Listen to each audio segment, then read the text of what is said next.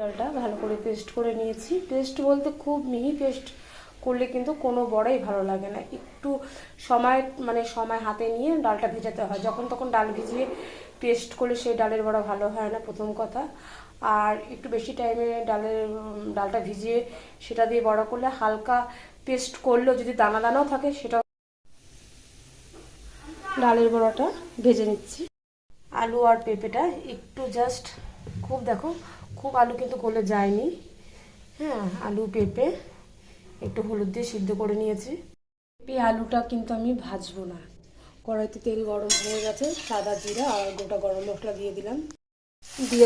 দিয়ে দিলাম আগে থেকে বেটে রাখা রসুন, 2 কোয়া রসুন অল্পই দিয়েছি, আদা, পেঁয়াজ, টমেটো, লঙ্কা আর জিরে ধনের গুঁড়োটা একবারেই দিয়ে পেস্ট করে নিয়েছি।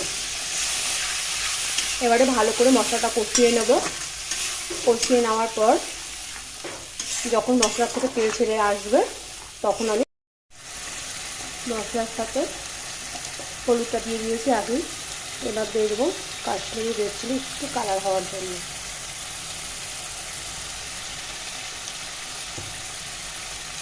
একটু পরিমাণে শাহি গরম মশলা দিয়ে দেবো।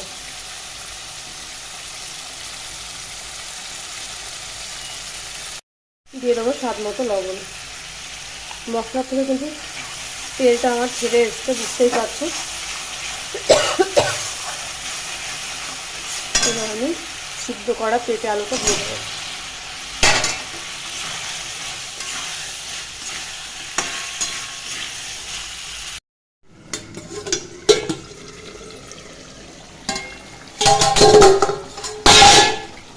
একা হাতে তরকারিটার থেকে তেল ছেড়ে এসছে।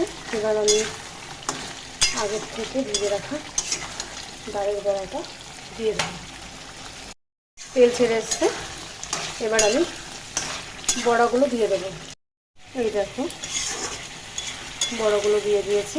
এবার আমি আগের থেকে গরম জল করে রেখেছি, সেই গরম জলটা দিয়ে দেবো।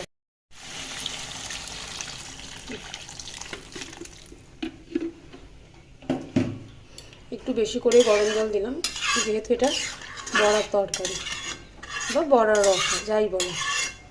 তারপরে এটা হতে থাক, পরে আবার এসে ঝোলটা যখন একটু